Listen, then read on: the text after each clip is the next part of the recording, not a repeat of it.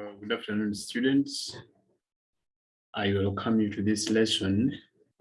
And in this lesson, we are going to look at a situation where we are going to look at the redox reactions of dioxides of group 4. So in other words, we are looking at the redox properties of group 4 elements. And in this case, I will summarize those redox properties. Then after, I send you the summarized notes about it. And to begin with, you need to know what the word redox is. When we say redox reaction, it means that in that reaction, there is both oxidation and reduction. And as you can remember, you need to know how we define oxidation, how we define reduction. They can be defined in two ways. We can define oxidation as addition of oxygen or removal of hydrogen. And on the other hand, we can define reduction as a removal of oxygen or addition of hydrogen. Alternatively, you can define them in terms of electrons.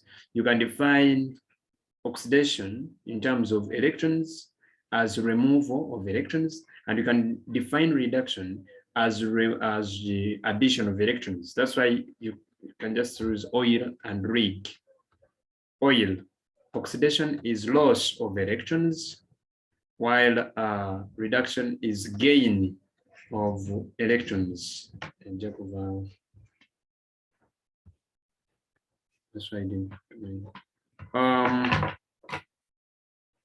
So looking at all this,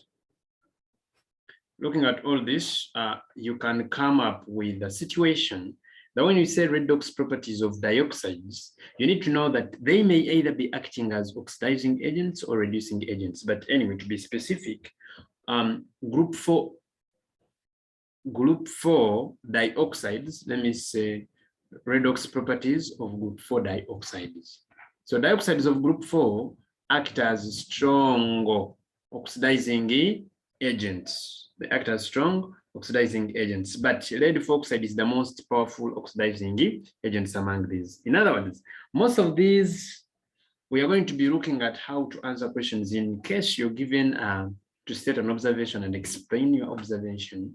For example, you can meet a question where they say, state what will be observed and explain your observation in each case when we're going to look at when a piece of burning magnesium is lowered into a gas jar of carbon dioxide. Piece of magnesium, burning magnesium. They want you to state what is observed when a piece of burning magnesium is passed or is lowered into a gas jar, actually is lowered into a gas jar of carbon dioxide. Now, you need to first know what takes place.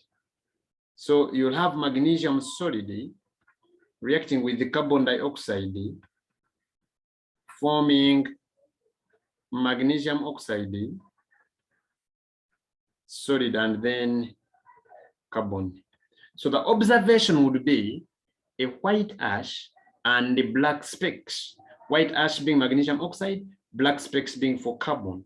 But you need to tell us what happens. Since magnesium was burning, it means that the heat from the burning magnesium decomposed the carbon dioxide into carbon and oxygen, which carbon is formed as a product, but which oxygen supported continuous or continued burning of magnesium. So your observation is supposed to be magnesium continues to burn.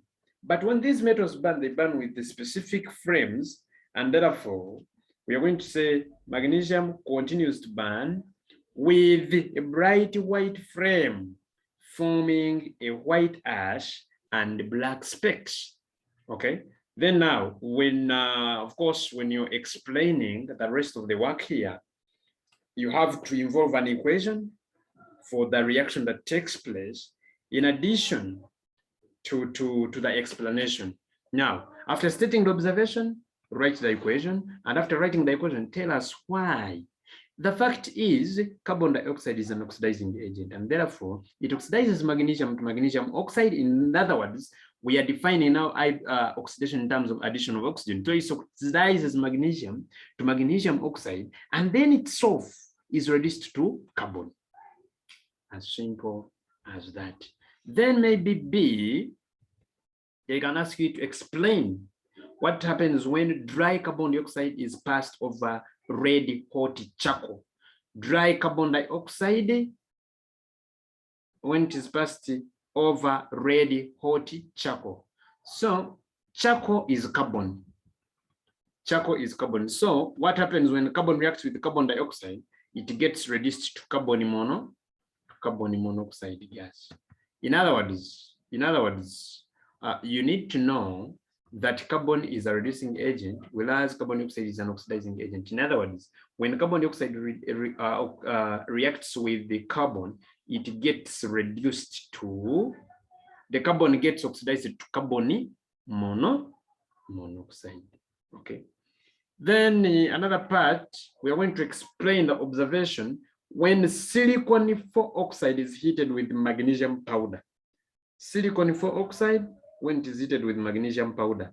When you heat silicon 4 oxide, because you're talking about dioxides, so when you heat silicon 4 oxide with magnesium powder, you're going to form still magnesium oxide solid plus silicon solid. What happens is that, of course, I have a 2 and I have a 2. What happens is that you form white ash and a gray solid. Silicon is a gray solid. So we can say that a white ash and a gray solid are formed. Then when you're stating, when you're explaining, you told me that silicon oxide oxidizes magnesium to magnesium oxide, and itself reduces to silicon, or is reduced to silicon, which is gray. Then you write the equation.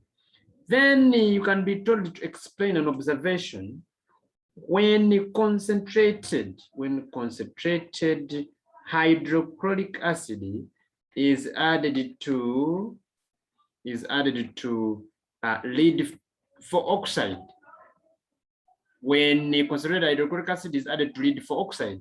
Now, this reaction can be used in preparation of chlorine, if you have to remember very well from your O level. When we get lead 4 oxide, okay? When we get lead 4 oxide solid and you add the hydrochloric acid, lead 4 oxide will oxidize, okay? It will oxidize hydrochloric acid to chlorine. So we shall, and itself will be reduced to lead 2 ions, or you will form the solution of lead 2 ions.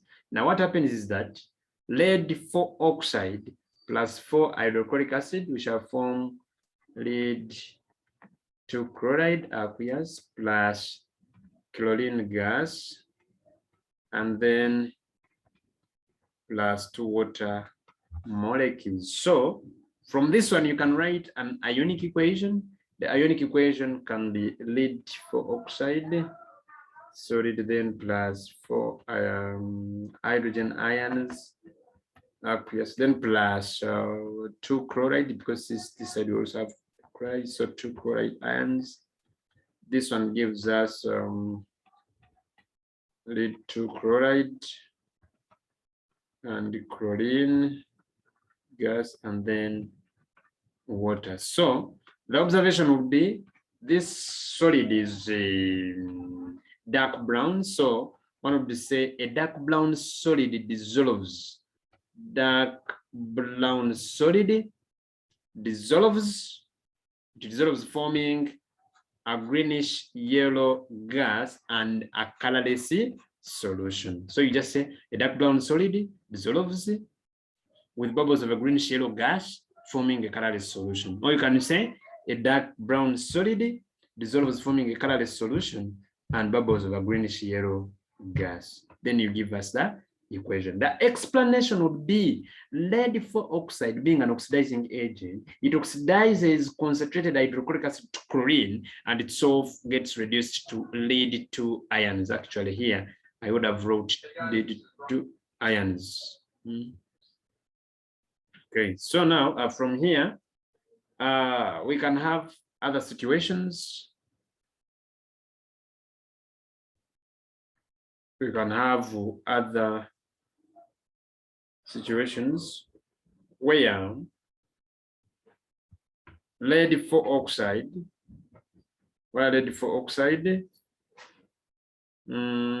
is added to a solution of manganese 2 sulfate. You have lead 4 oxide, you have added it in a solution of manganese 2 sulfate, and then you add concentrated nitric acid. So they can ask you to state what is observed when lead 4 oxide is added to a solution containing manganese 2 sulfate and concentrated nitric acid, and then the mixture boiled. Still, here we can be guided by the equations. In solution form, or in solution, this solid will dissolve in the acid, okay, forming lead 2 ions. So we can write in solution, we shall have lead 4 oxide plus hydrogen ions. This equation, we shall use it in all other questions about lead. Then 2 electrons, we shall form lead 2 ions and water. Then for manganate, or for manganese, this is a solution. We shall form the permanganate ion, or manganate 7 ions, then hydrogen ions, and then 5 electrons. Now, for this case, as we saw when we were looking at redox reactions, when you have 5 electrons and 2 electrons, you have to balance electrons by multiplying a 5 here and a 2 here. So we shall end up having our equation as here we are multiplying a 5, so it will be 5 lead, it will be 5 PbO2 solid plus these are 20 hydrogens, but these are 16. So when you subtract, we shall be left with 4 of them, 4 hydrogens, and then 2 manganese, forming, we multiply 5 here, we shall form 5 lead 2 ions, and 2 manganate, 2 permanganate, and then water. These are 10 molecules, while these are 8, so we shall remain with 2 molecules of water. So the observation would be still a dark brown solid dissolves, and then this pale pink solution of manganese 4 sulfate, okay, will turn to purple due to the formation of permanganate. So the observation would be dark brown solid dissolves. The dark brown solid is lead 4 oxide, it dissolves, okay, and the pale pink solution, which pale pink solution is the manganese 2 sulfate, turns purple because of these ions formed. So the explanation would be, but in an exam, we don't need your summary. Just this one is not needed. We just want one equation. So what you do, you can go behind, you do and cross after doing your sketch work. Plus, we're interested in this. So you come and tell me that the reason is because manganese 2 ions are oxidized by lead 4 oxide to manganate 7 ions. Okay. You oxidized manganese 2 ions to manganate 7 ions, or to permanganate ions. All right. So that is what we are having. Then another case of a question is when you asked about lead 4 oxide steel. Let's consider a case of lead 4 oxide. Lead 4 oxide, when it is added to sodium bromide solution followed by dilute nitric acid, you are having substances, lead 4 oxide, adding it to sodium bromide, then nitric acid. So the same thing will happen to lead when it is in solution form. So the lead 4 oxide, this is my sketch of equations. They will guide you very well. So you add 4 hydrogen ions and 2 electrons to form lead 2. In other words, I'm saying that lead 2 ions is oxidized to lead 2 ions. Lead 4 oxide is oxidized to lead 2 ions. And then we form also water. So then another one, from sodium bromide solution, we have bromide ions present. Since bromide ions are a reducing agent, they're going to be oxidized to bromine gas and the 2 electrons. Now you need to know the behavior of bromine gas. Since there are 2 electrons, the equation is okay. You are not going to balance anything. Now, of course, I have a 2. Another point is, you're going to tell me you need to know the color of bromine gas. This is a reddish brown vapor. This is a reddish brown vapor. So tell me that the observation is dark brown solid dissolves to form a colorless solution, because when you write the overall equation, after crossing this, of course, or you can cross later, but even don't need to show us this.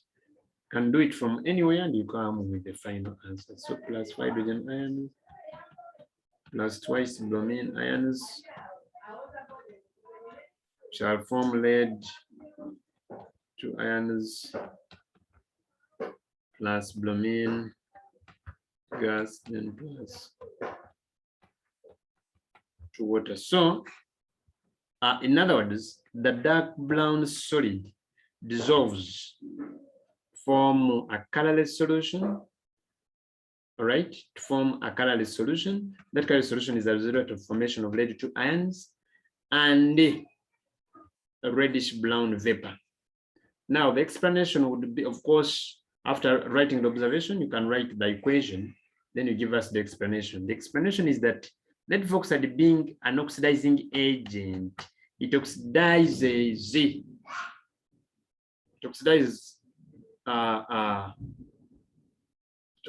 the bromide ions to bromine, and itself reduced to lead 2 ions. So it oxidizes bromide ions to bromine, and itself is oxidized to, rather itself is reduced to lead 2 ions. The same applies when they give you like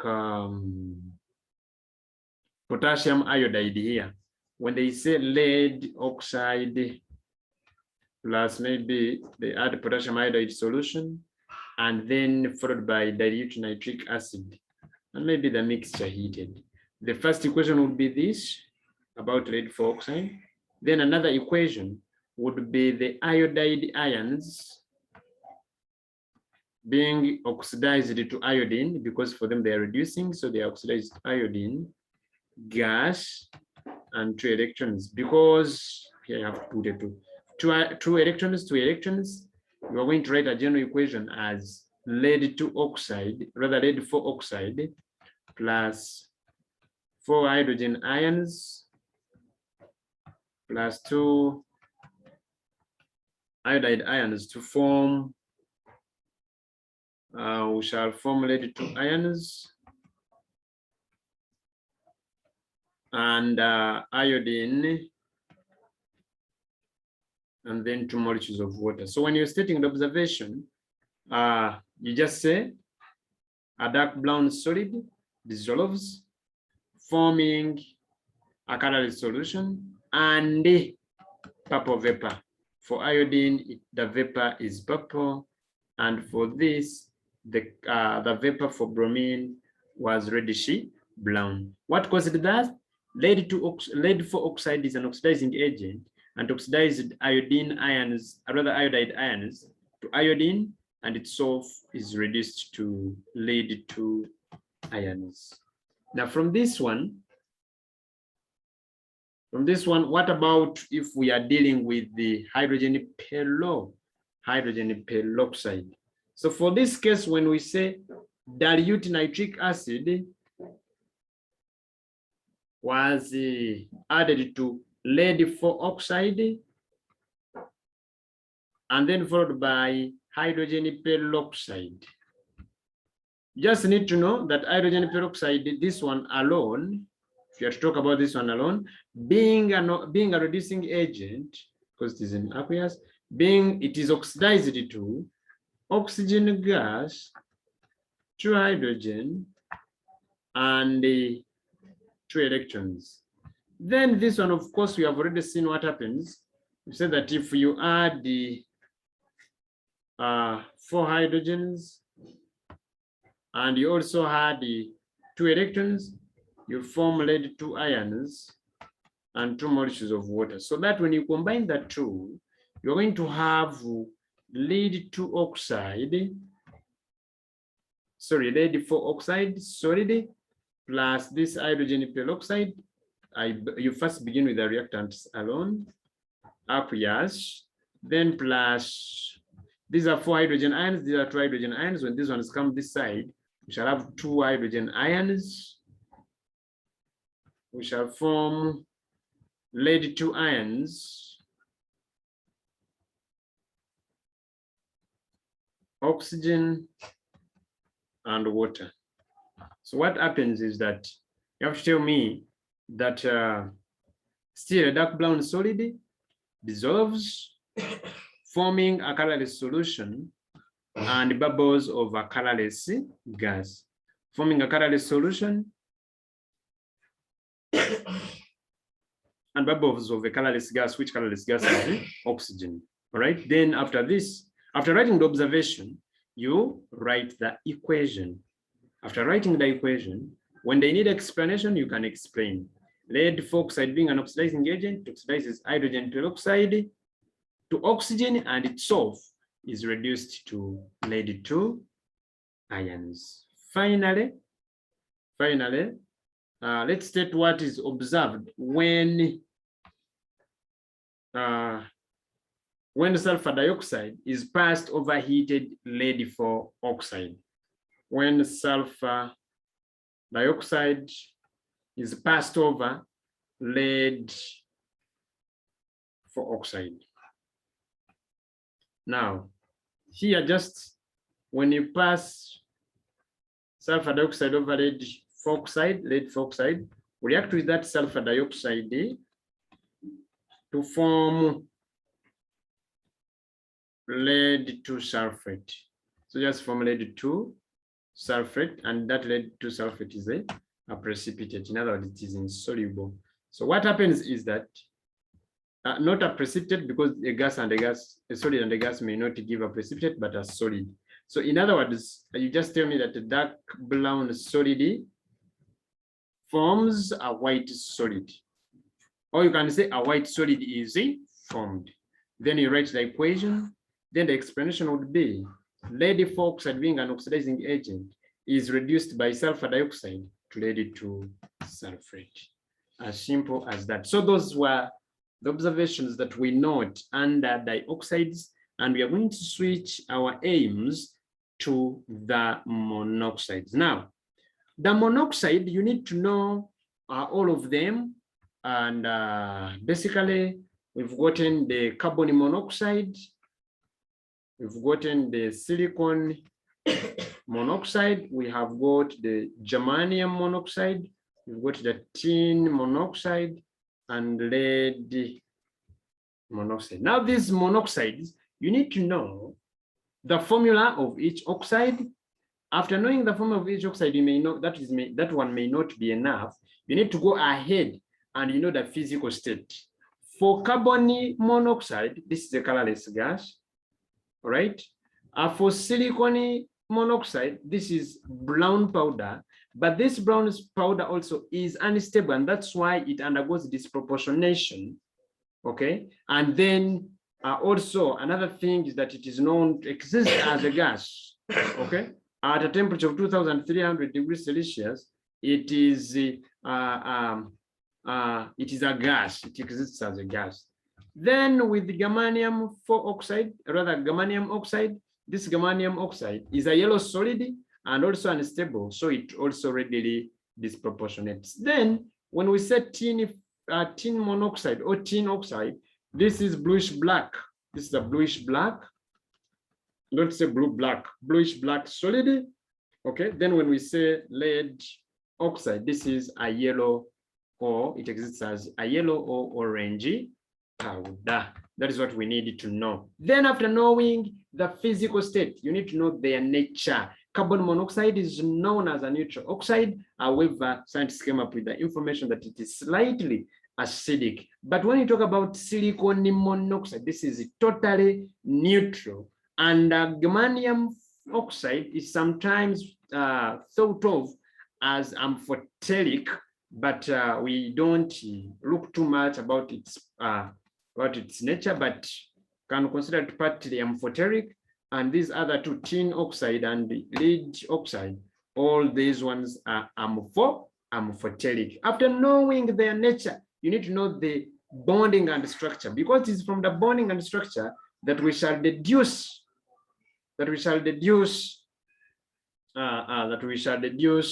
many other things, which things include the structure and bonding and the reactivity. So now for bonding and structure, it should be noted with a lot of constant that carbon monoxide is simple molecular, silicon oxide is simple molecular, germanium oxide is covalent, tin oxide is giant ionic, and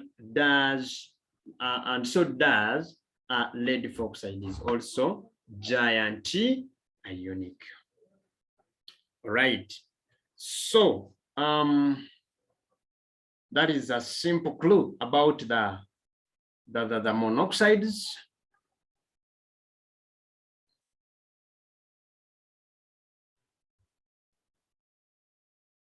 Okay, so now members are from where we are, we can now look at the structure and bonding of those monoxides. When we talk about the structure and bonding, now you need to know that carbon monoxide having a simple molecular structure, okay?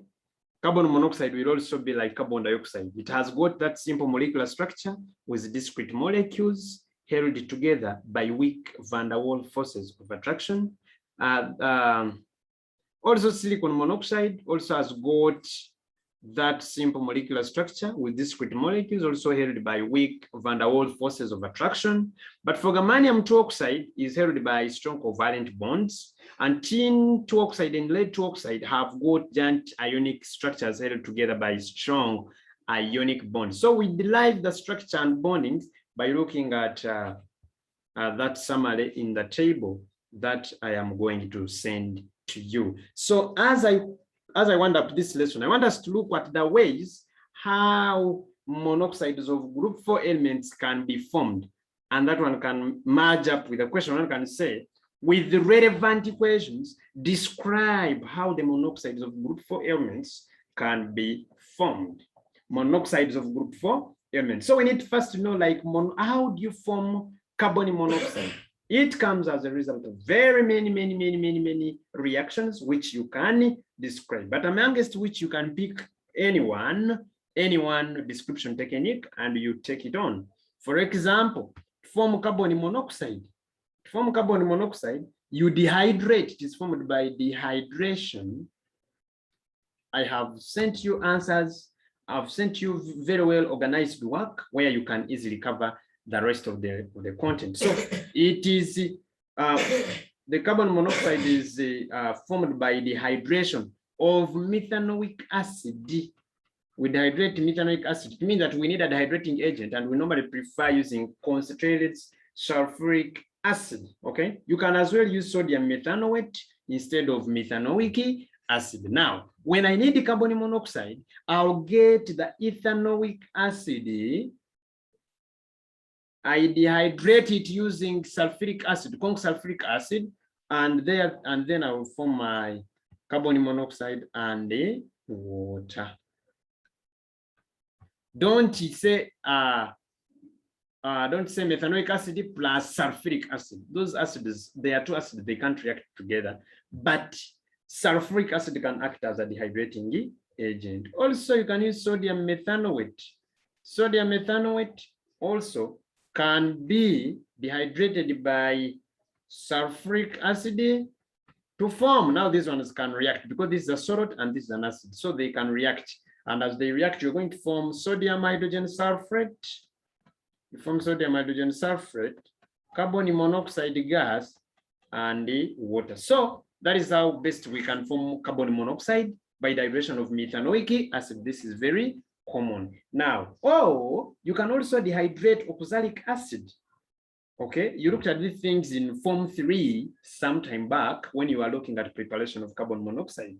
By dehydrating oxalic acid. Oxalic acid is H2C2O4. So when you dehydrate the oxalic acid, okay, with concentrated sulfuric acid, and then you remove the carbon dioxide, because the dehydration of the oxalic acid will lead to the formation of carbon monoxide gas plus carbon dioxide gas and then water, implying that during dehydration you have formed different products.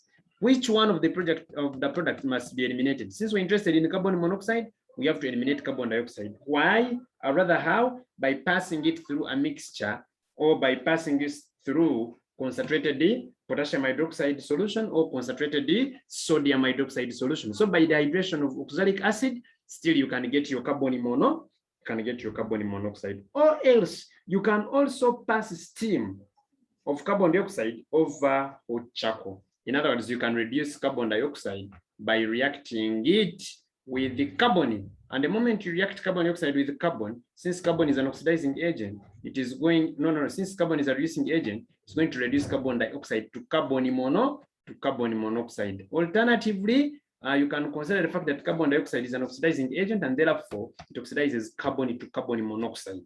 As simple as that. Now, if we want to form silicon monoxide,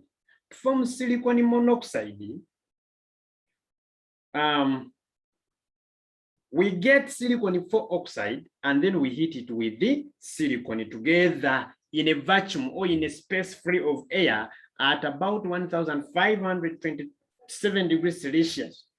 Okay, we form that silicon monoxide vapor, and that vapor later forms as a brown powder on cooling.